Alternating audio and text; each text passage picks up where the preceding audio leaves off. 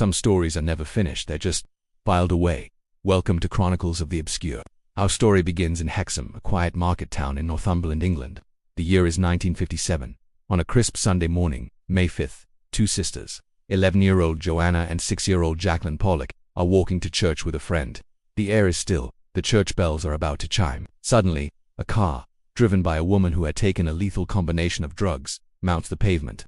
In an instant, the world is shattered. The two sisters are killed. Their parents, John and Florence Pollock, are plunged into an unimaginable abyss of grief.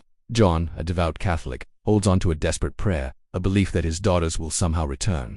Florence is more skeptical, finding the idea of reincarnation difficult to reconcile with her faith. Life in their small town becomes a study in absence. The girls' rooms are kept just as they were, silent monuments to a future that was stolen.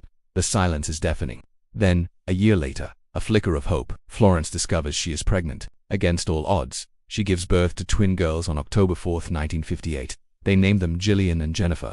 As the twins grow from infants into toddlers, something strange, something truly inexplicable, begins to unfold. They start to speak of places they have never visited. They recognize toys they have never seen, toys that belonged to their lost sisters, Joanna and Jacqueline. They even, chillingly, begin to refer to each other by their dead sisters' names. This is not a ghost story. This is a documented case study in memory, grief, and the unsettling, profound possibility of reincarnation. Let's step into the evidence locker and catalog the truly bizarre details of this case. Details that have baffled researchers for decades. First, the physical markers.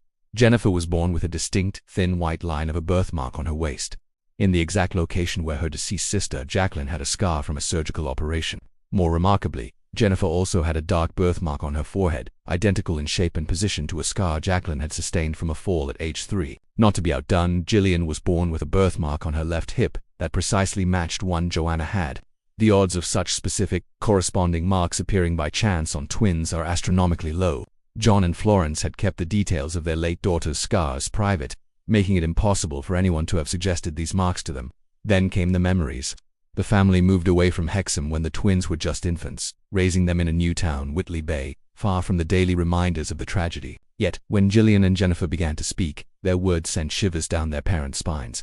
Around the age of 3, they began asking for toys that had been packed away and stored in the attic since their sisters' deaths. "Where is my toy ringer?" Gillian would ask, describing a specific laundry toy that had belonged to Joanna. They spoke of a carousel and a particular doll, naming them with a familiarity that was impossible. They described their old house in Hexham, pointing out where the kitchen was and where they used to play, even though they had never consciously been there. On a trip back to Hexham, as they walked past their old school, the twins pointed and said, "That was our school. That's where we used to play in the sandpits." They even correctly identified the path their sisters took on that fateful day. The recognition didn't stop with places. When John brought out a box of his late daughter's toys, the twins immediately knew how to distribute them. Gillian claimed the dolls that had belonged to Joanna, while Jennifer took Jacqueline's. There was no hesitation, no argument. It was as if they were simply reclaiming what was rightfully theirs. This sense of ownership was deeply unnerving.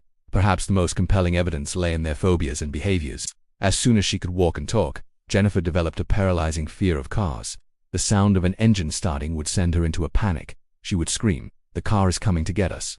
This visceral terror mirrored the exact circumstances of Jacqueline's death. Gillian, meanwhile, exhibited a mature, almost parental protectiveness over Jennifer. She would instinctively shield her twin, comfort her during her panics, and speak of her with a wisdom far beyond her years. Just as the older sister, Joanna, had always looked out for Jacqueline, the personalities seemed to be carbon copies. Gillian was easygoing and thoughtful like Joanna. Jennifer was more boisterous and prone to accidents, just like Jacqueline. So, what do we make of this? Let's open the theory board. Theory 1. Genuine reincarnation.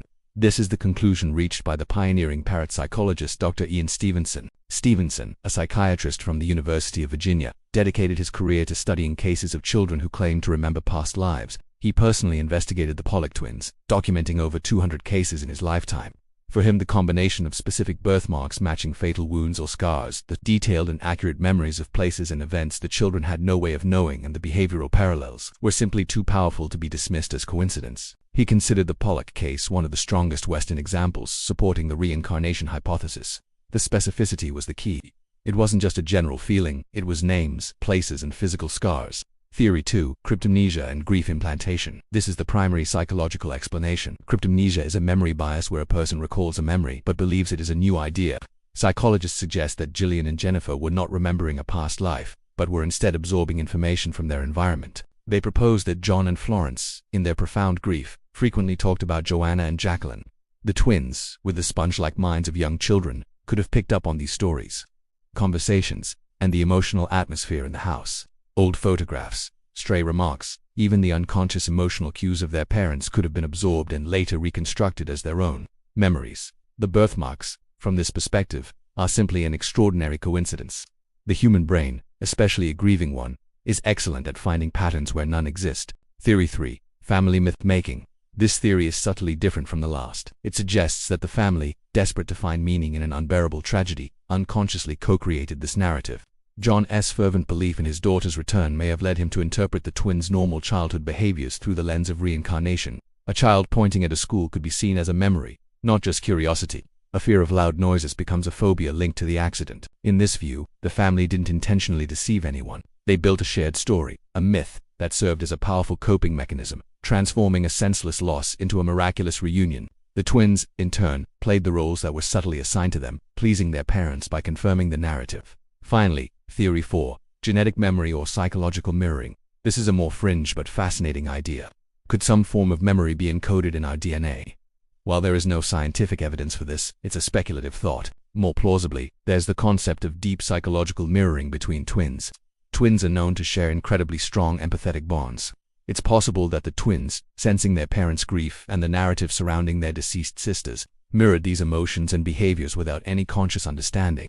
Jennifer's fear of cars might not be a memory of being hit, but a profound empathetic reflection of her parents' trauma associated with that event. The Pollock case, while famous in parapsychology, is largely absent from mainstream psychological textbooks. The story has a fascinating coda. By the age of 5, the twins' vivid memories began to fade. As they grew into adolescence and adulthood, they reportedly lost all recall of this strange period, living normal lives without the shadow of their deceased sisters.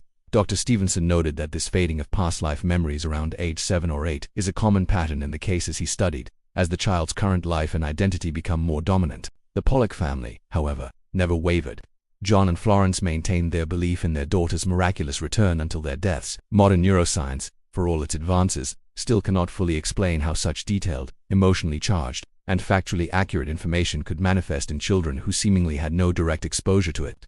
The gap between what we can prove and what we experience remains vast. Ultimately, the story of the Pollock twins sits at a tense crossroads of faith and skepticism, of science and the soul. It forces us to question our fundamental understanding of memory, identity, and the very nature of consciousness. Is consciousness a temporary flame that flickers out, or is it energy that can be reborn? Was this a miracle of spiritual return, a testament to life beyond death?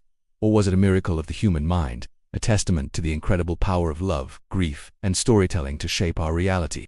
Whatever you believe, the story reveals how thin the line can be between loss and reunion, between objective fact and the stories we tell ourselves to survive. What is your theory? Do you believe the Pollock twins were a genuine case of reincarnation, or a deeply complex psychological phenomenon? Share your perspective in the comments below.